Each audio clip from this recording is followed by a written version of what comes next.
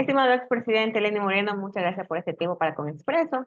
Quisiéramos conversar con usted diferentes temas, ¿no? Empezando con lo que pasa en Venezuela. Vemos las posturas del presidente chileno Gabriel Boric frente a los homólogos brasileños, colombianos y mexicanos en torno a la situación que está pasando en Venezuela. ¿Hay un cambio en el paradigma de la izquierda?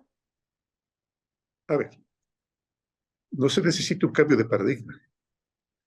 Lo único que se necesita es ajustarse a lo que dice la norma, a lo que dice la ley, a lo que dice la ética y a lo que dice la moral.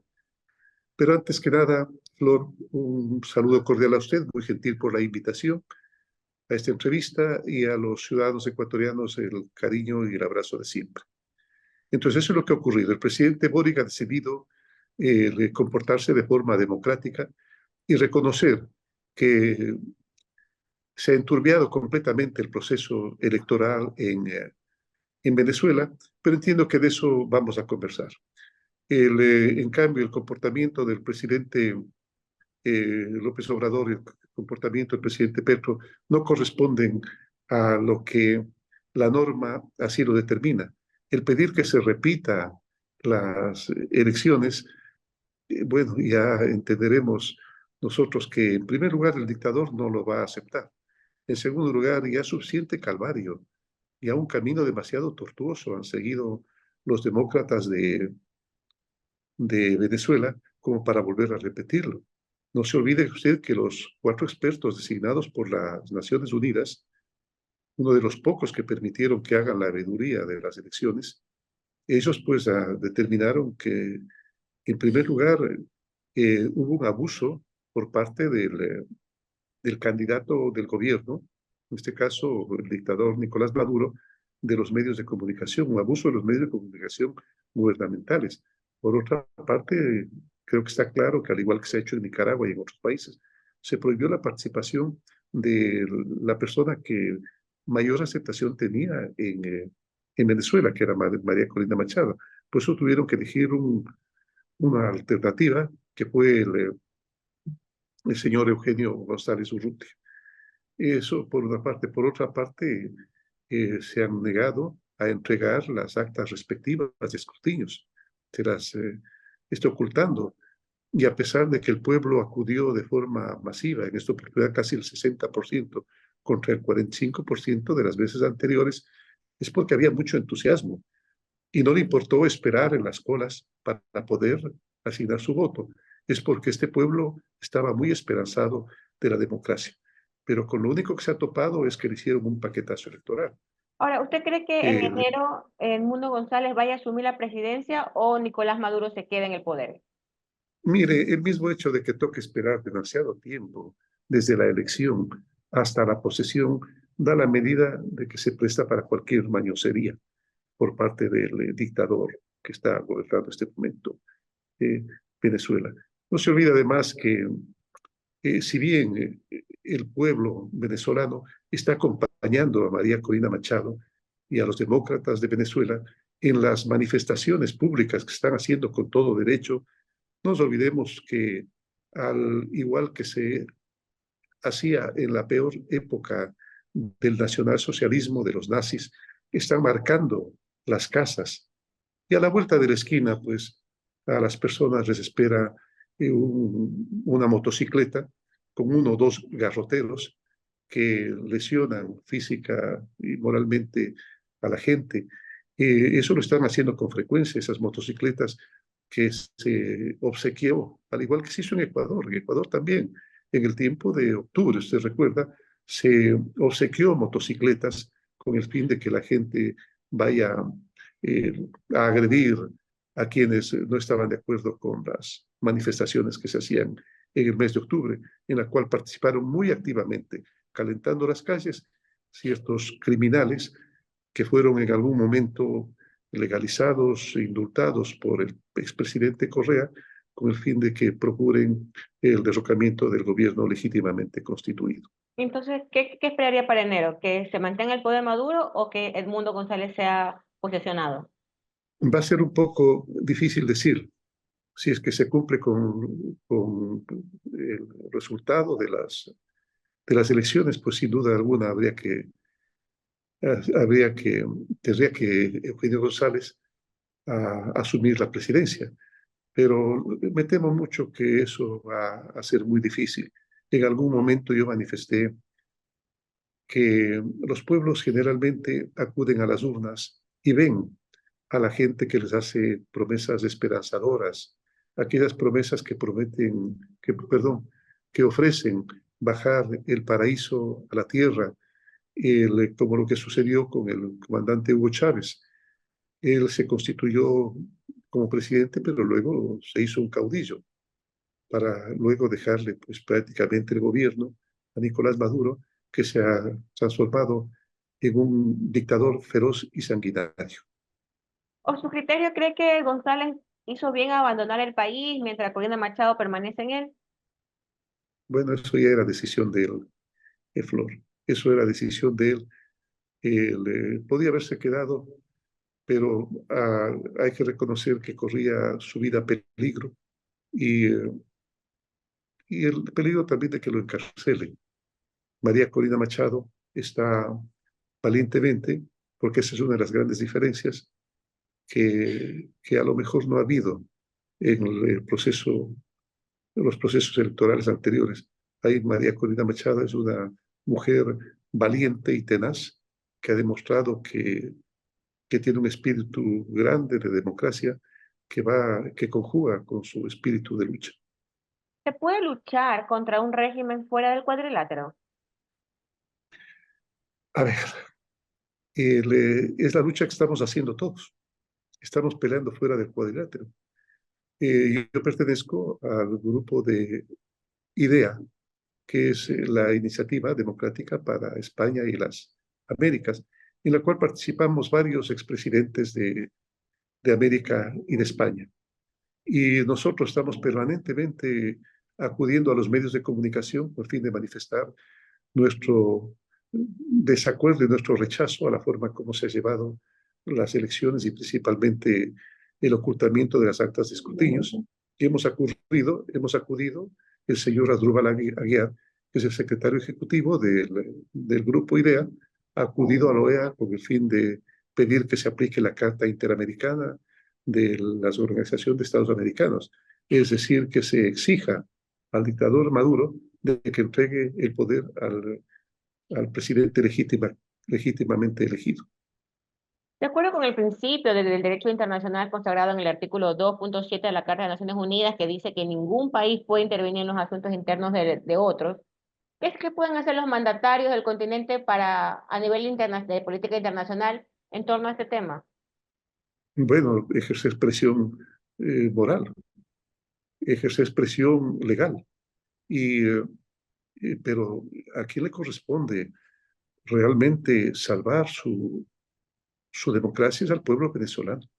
El pueblo venezolano deberá estar permanentemente presente, ya sea por las redes, lo cual no va a poder hacer, a ver, las redes o en persona. Esto segundo se le va a hacer extremadamente difícil porque no nos olvidemos que la gente tiene que trabajar. Para ellos es muy difícil 1, 2, 3 días, una semana sin trabajar, aunque sea por la miseria que le pagan y por los pocos alimentos que consiguen en el mercado. Pero tiene que hacerlo por redes, tiene que hacerlo con reuniones, qué sé yo, nocturnas, de grupos, con manifestaciones que serán llamadas por sus dirigentes y a las cuales deben acudir prestos cada cierto tiempo, pero estar en la calle permanentemente es imposible porque la gente se cansa. Y es más, no solamente eso, sino que hay mucha gente que se acomoda y hay otra gente que se atemoriza, se aterroriza por todo lo que le están haciendo. ¿Qué tiempo usted cree que la gente o las personas venezolanas van a poder estar o permanecer en las calles? Que van a permanecer en las calles, como le digo, va a ser difícil. A esto, ¿cómo usted, Perdón. sí, a esto usted cómo cree que o a qué cree que se deba justamente que los presidentes de la región, alineados ideológicamente, a diferencia de regímenes anteriores, ya no estén mostrándose como que estén una fuerza de cuerpo o que ellos, o más bien dicho, ahora ellos hacen una crítica también a sus preceptos? A ver, hubo una, Hubo un tiempo, cuando yo fui presidente de la República, en la cual junto con Sebastián Piñera, Iván Duque, Mauricio Macri y otros presidentes de la región, por ejemplo, Mario Abdo, decidimos que había que dejar, eh, en primer lugar, que apartarse de esos espacios que servían únicamente para tratar temas políticos y para consolidar una agenda progre, que es la que en primera instancia se manifestaba en el foro de Sao Paulo y luego en el foro de Puebla. Si usted recuerda bien lo que sucedió en ese momento, si usted quiere una explicación adicional al respecto, se la doy. Pero que manifestamos que era importante apartarse de la UNASUR, apartarse del ALBA. Y eso es lo que hice, usted recordará. Yo pedí que se retire la estatua de Néstor Kirchner de la UNASUR, y la UNASUR, el proyecto era entregarlo para que se haga una universidad indígena, pero eso no se hizo realidad, no sé por qué razón, porque ese fue el proyecto que yo había mantenido desde el primer momento. Pedí que se retire la estatua, la embajada la retiró, porque pienso que era más importante que encontrar alguna persona que para la historia represente más a la ética latinoamericana, a la legalidad latinoamericana, a la moral latinoamericana. Claro, pero vemos un presidente que, bueno, en este caso el presidente Piñera, que era un presidente de derecha.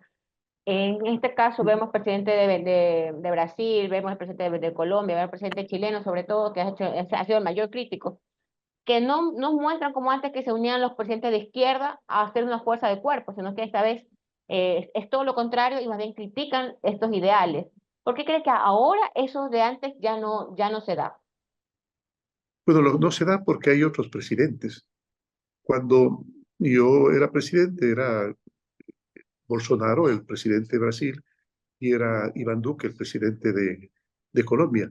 Claro, en esas circunstancias era más fácil obtener un compromiso de conjunto, así como lo hicimos nosotros, justo con el presidente Piñera, cuando formamos Prosur, que tendía a ser una organización de los países sudamericanos, pero ya no únicamente para consolidar ningún proyecto político, sino para consolidar temas económicos, temas sociales, temas culturales e inclusive temas deportivos si es que meritaba. ¿Cree que la izquierda está siendo más crítica con sus representantes, con la ideología que están manteniendo cada uno de ellos en sus países? Bueno, lo hay de todo. Ahora la política es un tanto variopinta. No se olvide que en el Foro de Puebla se planteó algo distinto. Y ya solamente por recordarle lo más pronto que podía explicárselo, si usted me permite, Flor, en el Foro de Puebla se abandonó prácticamente las consignas marxistas, por ejemplo, de que la religión es el opio del pueblo. Enseguida, pues, se leyó la Biblia al apuro y en la actualidad se repite inclusive frases de Cristo y se hace alusión a lo importante del cristianismo, a la importancia de la religión. Para ellos, en el pueblo de Puebla dejó de ser los héroes latinoamericanos de la independencia, dejaron de ser los explotadores, comerciantes o esclavistas o comerciantes esclavos, etcétera, y pasaron a ser héroes. Tal es así, usted recordará que a Simón Bolívar, inclusive el comandante Chávez, decidió desenterrarlo prácticamente y procurar que fisonomistas logren dibujar su cara en base al cráneo que tenían, lo cual no veo para qué. Yo jamás lo entendí. Es como que a mí me interesaría saber cómo era el rostro de Cristo. A mí no me interesa saber cómo era el rostro de Cristo. A mí lo que me interesan es leer sus preceptos, leer sus obras, sus milagros, pero sobre todo sus ideas que congenian con cualquier época. ¿A qué se refiere con el término variopinta? A variopinto en que está compuesto de diferentes posiciones ideológicas. Bueno, el variopinto implica una variedad de temas ideológicos, éticos, morales o por último estéticos. ¿Qué papel ha decidido tener la Organización de los Estados Americanos frente a la situación de Venezuela? Las organizaciones internacionales suelen ser un poco duales en cuanto a sus a su tarea. Y de alguna forma se entiende, de alguna forma se entiende porque no nos olvidemos que no pueden distanciarse agresivamente de países que conforman esa organización. Pero lo que sí tienen que cumplir es la Carta Interamericana de la Democracia. Eso sí puede hacerlo los personeros de la Organización de Estados Americanos. Y entiendo que así se están comportando y se van a comportar. Aunque Venezuela ya no forme parte de este organismo. ¿Perdón? Aunque Venezuela ya no Aunque, forme parte de este organismo. bueno, no importa porque todo lo contrario, más aún si es un país que ya no está dentro de la organización. Los países que sí están dentro de la organización deberán llamar, como ya lo han hecho la mayoría, deberán llamar al orden a este dictador y decirle que no tiene bajo ninguna circunstancia ningún derecho para esconderse de las actas de escrutinios y tampoco para declararse un dictador permanente. En cuanto a Ecuador, ¿qué nos está haciendo Ajá. en la lucha contra el crimen organizado? Bueno, tenemos un presidente joven, tal vez el más joven de la historia. Lo veo de un comportamiento dinámico, cargado de buenas intenciones.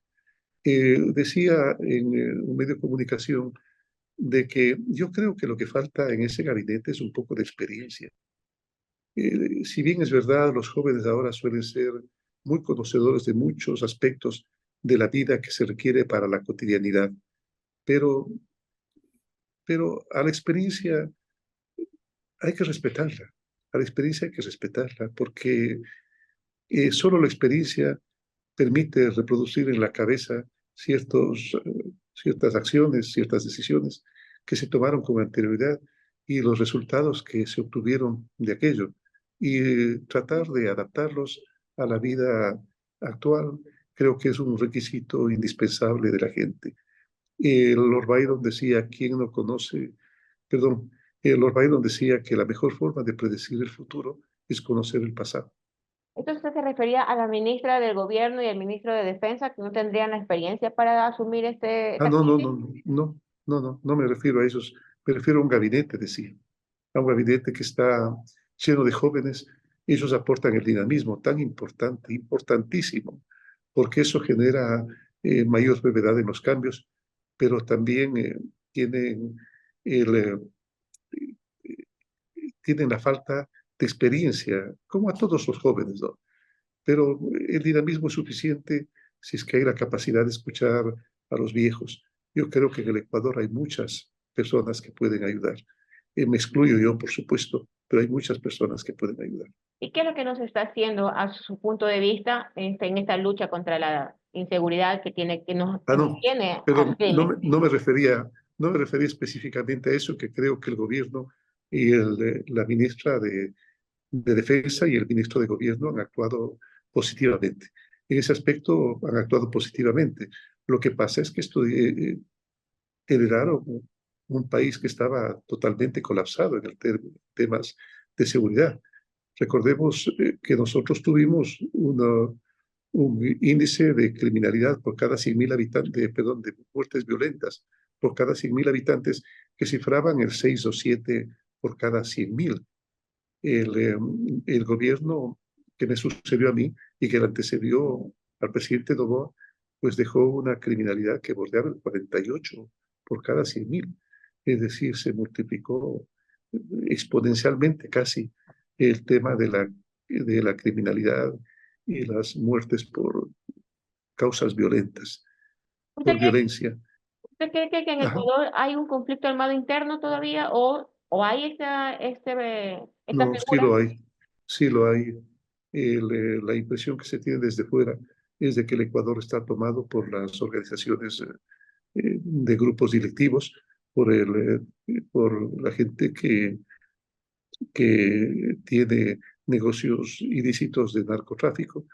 E inclusive yo entiendo que la cantidad de muertes que hay no son sino ajustes de cuentas en los cuales en más de una ocasión gente inocente que se encuentra a lo mejor en el mismo restaurante o en la calle, paga las consecuencias. ¿A qué cree que se deba que justamente en este gobierno relativamente joven, que tenemos poco tiempo de estar en funciones, ya se tenga un control de las cárceles y no se vea estos altas matanzas que sí hubo en su gobierno dentro de la cárcel? ¿Qué cree que pasó? ¿Por qué no se pudo ajustar antes y ahora sí? Bueno, lo que pasa es que lo segundo que usted menciona, por supuesto, puede demorar algo en ajustarse mientras lo primero se está solucionando. Las cosas no suelen ser inmediatas porque no se olvide que los criminales solo están en la calle. Por supuesto, los hay dentro de las cárceles, pero están fuera de la calle y en algún momento inclusive pueden actuar de forma eh, que no se ajuste a las decisiones de los líderes que en más de una ocasión están dentro de los centros de rehabilitación penitenciaria. Entonces, eso fue el tiempo que permitió que estuviera esta estabilidad de no matanza dentro de las cárceles. El, eh, y yo creo que fue un esfuerzo conjunto. El presidente Kennedy decía que una persona inteligente escoge como colaboradores a gente más inteligente que uno. Y eso es lo que hice yo, escoger en cada uno de los temas a gente más versada y más inteligente que yo, en cada uno de los temas. Y pues yo era el que tomaba la decisión final, por supuesto, pero escuchaba sus sabios consejos y tomaban también sus propias decisiones el momento en que se delegaba por parte de presidencia. Ahora, usted dictó 16 medidas de estado de excepción. Lazo obviamente lo superó. Y el presidente Daniel Lobo también está utilizando esta figura. ¿Por qué usted cree que justamente esto aquí hace años, bueno, esta herramienta dejó de ser excepcional? ¿Cree que hubo abuso por parte de su gobierno y de los otros gobiernos también de usar esta herramienta para poder controlar la situación de inseguridad aquí en el país? Bueno, lo que pasa es que no se olvide que los estados de excepción los aprueba la Corte Constitucional. Nosotros tuvimos una Corte extremadamente seria que entendió que había problemas graves que resolver y los aprobó. El estado de excepción no es sino un recurso que tienen los gobiernos para utilizar otros recursos, otros mecanismos, con el fin de poder combatir a la delincuencia o un estado de situación grave para el país. Ante el aumento que hubo de violencia, también de cometimientos de hechos delictivos, no se emitieron las respuestas integrales que desea la Corte Constitucional para el mediano y corto plazo. ¿Por qué? En, ¿Usted se refiere a qué gobierno acá? A su Al gobierno, que justamente fue uno de lo bueno que se editaba estado de excepción y la Corte decía que no debe bueno, hacer esa de lo que acción. yo recuerdo, Flor, nosotros cumplimos con todo aquello que manifestaba la Corte Constitucional. El, eh, por supuesto, hay salvedades que son bastante difíciles de controlar. Es como cuando uno da una disposición a al cuerpo policial y de repente hay un policía que se excede en el uso de la fuerza, no le hace, no hace uso pues, del uso de la fuerza progresiva cuando así se requiere. O hay circunstancias muy particulares en las cuales se les hace muy difícil comportarse de esa manera, como cuando a un policía le estaba siguiendo una, una manifestación de personas un poco vinculadas al tráfico al contrabando y le amenazaban con quemarle. Y él hizo un disparo casual que si es que hubiera apuntado seguramente no sucedía así, pero impactó en una persona y provocó su muerte. Entonces eso es muy difícil de controlar, usted entenderá. Ahora, ha pasado ya casi 4 años ya mismo que salió del poder. Haciendo una introspección, ¿qué cree que faltó que hiciera usted para controlar esta situación de inseguridad del país? Bueno, nosotros no tuvimos un problema de inseguridad. En más de una ocasión se dice que en el correísmo hubo 1 o 2 puntos menos, lo cual no es gran cosa realmente con respecto a los crímenes violentos. A pesar de que un estudio muy serio está manifestando de que se alteró cifras, que era muy común hacerlo en el correísmo. El correísmo alteraba cifras, adulteraba cifras con el fin de dar dar la imagen de que los resultados estaban siendo más positivos. Ya nos tuvo acostumbrado a aquello. No nos olvidemos nosotros que inclusive para hacer lo que ellos llamaban su legado, lo que el presidente Correa llamaba su legado, pues se endeudó exageradamente en primer lugar y en segundo lugar tomó dinero del IES, de la Corporación Financiera, etcétera. El momento en que el precio del petróleo ya no le permitía hacer obras en exceso. No se olvide que en mi tiempo el petróleo llegó a costar cero, cero, cero. Hay países que inclusive pagaban para que se lleven el petróleo. Y tampoco se olvide usted de que el petróleo es el principal producto de exportación. Entonces yo tuve el precio del petróleo más bajo de los últimos tiempos, completamente bajo, y por supuesto a veces no alcanzaba ni siquiera para cubrir la cuota para el presupuesto general del Estado. Pero a pesar de eso, actuamos con mucha responsabilidad y dejamos mucha obra. Escucho también por allí de que en mi gobierno o en el gobierno del presidente Lazo, el presidente Noboa, no se ha hecho obra. No puedo decirlo con respecto al presidente Lazo y el presidente Noboa, pero en mi gobierno se utilizó de forma ética los recursos que había. El, eh, el presupuesto asigna una cantidad de dinero a cada uno de los ministerios y todos los ministerios lo utilizaron de forma, hicieron una buena utilización de los recursos. Se dice que no se construyó ningún hospital, no es verdad. Se construyó el Hospital del Sur y es del Sur. Se construyó el Hospital de Chona, se construyó el Hospital de, de Durán, se repotenció completamente, casi una construcción completa, el hospital de Altena, se repotenció el hospital de Ambato en muchas de sus dependencias, el hospital de Ibarra, se hizo muchos centros médicos, se construyeron centenares de escuelas, principalmente rurales, porque lastimosamente esos elefantes blancos, no digo que haya sido con mala fe ni con mala intención, esos elefantes blancos que se construyó como escuelas del milenio podían servir sin duda alguna para el sector urbano, pero para el sector rural no, porque había niños que les tocaba caminar 10, 12 kilómetros para llegar a la escuela. Por eso la Pero, deserción rural era tan grande. pero Por ahora vemos que, ejemplo, sí, otro, sí, pero otro, ahora vemos otro, que, ahora vemos que tenemos problemas, justamente usted dice, señala que ha habido obras que se hizo en su gobierno y en gobiernos anteriores, pero ahora vemos que hay problemas en las infraestructuras de los hospitales, en la infraestructura de las escuelas, vemos que tenemos una crisis energética. ¿Qué pasó o qué cree que pasó para que esto estuviéramos viviendo en este momento?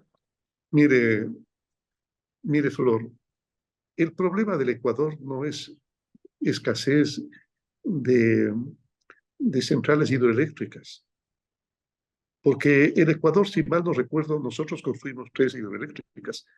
Y si mal no recuerdo, el Ecuador debe tener aproximadamente una capacidad de producción energética de 8.500 megawatts, creo que es la unidad. Sí, no la recuerdo exactamente, megawatts, 8.500 y la necesidad real es de casi 5.000 o un poco más de 5.000. Es decir, que si es que hubiera agua, hubiera suficiente capacidad de producción de energía eléctrica. Lo que pasa es que no hay agua, pues, no hay el agua suficiente. Entonces, ¿qué saca usted construir más hidroeléctricas si no hay agua? ¿Y No la sé si me refinería de explico. Esmeraldas? Perdón. ¿Y la refinería de La, Esmeraldas? la repotenciación de la refinería de Esmeraldas, ese fue un atraco en el tiempo del presidente Correa. Ese fue un atraco, se gastó casi 2.300 millones de dólares en repotenciarla y realmente quedó en igual o peores condiciones que lo que antes había. ¿Volverá a hacer política acá en el país o se va a mantener al lado del camino? He decidido mantenerme al lado del camino. Yo jamás, yo prefiero no ser pitoniza de mi propio futuro, el, eh, porque en más de una ocasión uno se equivoca. Pero si usted me pregunta en ese momento, no lo haría. No lo haría, no participaría en política. Yo creo que ya presté el servicio que me correspondía en el país como vicepresidente, llevé adelante, no se olvide, a nivel latinoamericano. la misión más amplia de servicio a las personas con discapacidad, para devolverle los derechos que se les había conculcado, de acuerdo a lo que yo mismo ayudé a crear, pero no a crear, sino hicimos nuestro propio aporte para la eh, Convención de Derechos Humanos para las personas con discapacidad y el protocolo facultativo por parte de Naciones Unidas, que el gobierno firmó y lo aprobó también el Parlamento. En torno a lo que ya se está llevando un proceso con la fiscalía, con ustedes, en torno a la empresa china Sinohydro, ¿qué es lo que señalaba justamente su abogado, David Mesa, que sea hacer un favor a un proveedor? ¿A qué se refería? ¿Usted lo abogó para que se contratara ese tipo de empresa en el Estado? No, bajo ninguna circunstancia. Ninguna circunstancia, bajo ninguna circunstancia. Lo que pasa es que se mal interpretó la amistad que yo tenía con esa familia, pero no es una amistad nueva. Yo la conocí a la hija del señor Patiño, la conocí cuando teníamos, qué sé yo, 13, 14 años. Nuestros padres, tanto el padre de María como mi padre, eran senadores y diputados electos de forma permanente en el Congreso de esos tiempos y por eso nos conocíamos. Y y el hecho de que yo tenga amistad no significa de que haya tenido participación en ninguna de las decisiones. El encargado de las obras emblemáticas y que se encargó de buscar el financiamiento, buscar la empresa que construya y recetar la, la obra era el ingeniero Jorge Glass. Yo le hago una pregunta a usted, Flor. Yo no era de la Jorga, yo no era de la Jorga. No se olvide que si a mí me buscaron en Ginebra para que sea candidato, era porque no tuvieron otra alternativa. Era porque la alternativa a Jorge Glass no les funcionó y el presidente Correa, a pesar de haber logrado de la Asamblea y de la Corte Constitucional la aprobación de la reelección indefinida, pues el pueblo le decía que no superaba el 30% de aceptación. Por eso me buscaron a mí. Yo no era de la Jorga. Y como tal, ¿usted cree que me hubieran encargado una obra emblemática? La obra de mayor costo, de mayor precio de todas las que hizo el presidente Correa. Y, Jamás, y el nunca. abogado Mesa, ¿a qué se refería cuando dice hacer un favor a un proveedor? A ver, a ver, ¿a qué se refiere? En un momento, perdón, el embajador de China, que me visitaba con frecuencia, Lo que pasa es que China estaba siempre tratando de mejorar la relación con el Ecuador. Y yo por cortesía, porque es algo que se acostumbra, que los embajadores visiten al presidente y al vicepresidente. Entonces yo le recibí un día y él me manifestó que el presidente Correa estaba pidiendo que, el- que, el- que el, si esta condición para la condición de la obra. Yo lo único que hice es transmitir esa inquietud que estaba aprobado el financiamiento por parte del gobierno chino del presidente Hu Jintao. Algo así era, si mal no recuerdo. Si mal no recuerdo. Y pues yo se lo comuniqué al presidente Correa y él dijo, voy a comunicárselo al ingeniero Jorge Glass, que es el encargado. Y se acabó. Y se acabó. No volví a conversar nunca más con el presidente ni con el vicepresidente acerca perdón, no el vicepresidente, perdón, el ingeniero Jorge Glass, que era quien dirigía la construcción de obras emblemáticas, no volví a tocar el asunto nunca más con ellos.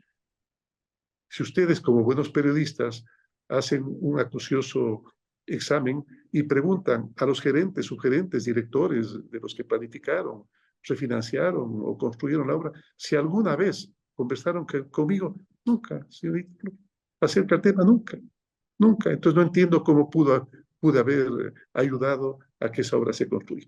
Y quiero recordarle algo, yo quiero recordarle algo, que quién dicen que yo he destrabado el financiamiento. No es verdad, no es verdad. El, eh, el ministro Glass viajó a China en el 2010 para destrabar el financiamiento. Él fue. Y luego, junto con el presidente Xi Jinping, y el presidente Rafael Correa inauguraron la obra con una salvedad de que devolvieron el 5% de la garantía, que podía haber garantizado el 5% perfectamente la reparación de cierto tipo de deficiencias que había en la obra. Yo había ofrecido en mi campaña el, que se va a destapar completamente toda la